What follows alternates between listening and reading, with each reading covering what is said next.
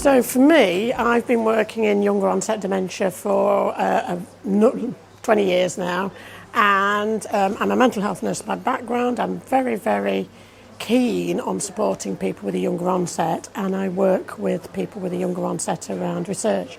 And they identified that work was one of their most important issues, and how they got either asked to leave work or felt unsupported in work, or actually were supported in work. So for my group of people with younger onset dementia, it's their one of their two key priorities.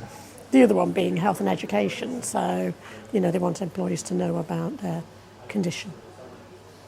It's really important for me because I was a carer for my dad while I was working for a really large organisation. It really impacted my experience of how I cared for my dad, and the support that I received was really instrumental in the way I was able to provide support for my dad. Well, for me and Raina, I think it's best to just answer in a very personal way, but it meant that someone who is and was fantastic at their job was able to stay right up until the point where Raina wanted to go and the time was right. And so I think that cutting that short for anyone is a bit pointless, but also I think just after being here today, I think you can see how that could quite clearly affect the trajectory of the coming years for that individual. So just on a really basic human level, it's important to make sure that people are not following unnecessary guidance, but actually just trying to think what's best for the individual and the organisation. Anything to add to that, Raina? Well, what I would, I think, like to add is that dementia is a progressive disease, which means that I think it's appropriate to assess from the time of the diagnosis to when it is no longer appropriate for a person to work. And that needs to be a conversation that is ongoing between the person with the diagnosis and the employer.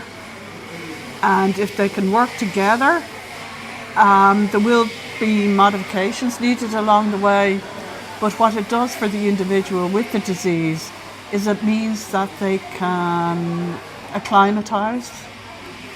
They do not lose their self-worth in an instant, because work is so central to our sense of who we are for most of our lives.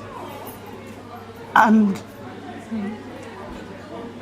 that transition is way too sharp if you're told, if your employment ends with a diagnosis. And there's so much that could be done before you have to leave work, before it becomes appropriate. And if the person can make the choice, then they're not going to be holding a grudge, they're not going to feel aggrieved, they will already be able to put things in place to fill up the time and to do other things that they find worthwhile and valuable to them as an individual, and also to the greater society, if they can, like active voice. So what we know is that 1 in 3 people in the future, if we don't do something now, is going to live with dementia in the future.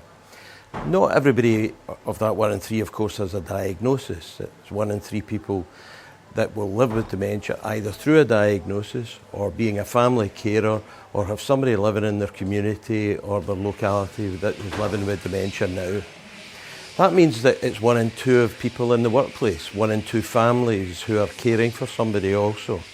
So this is a really important area for us to think about people who are currently working, who are going to be living with dementia in the future, or people who are in the workplace who are also providing care for somebody living with dementia, maybe back at home, and having to go into work and try to deal with the work issues they've got to deal with while still thinking about What am I going to do today when I go home? What things are the challenges that I've got when I get back home when I'm looking after somebody?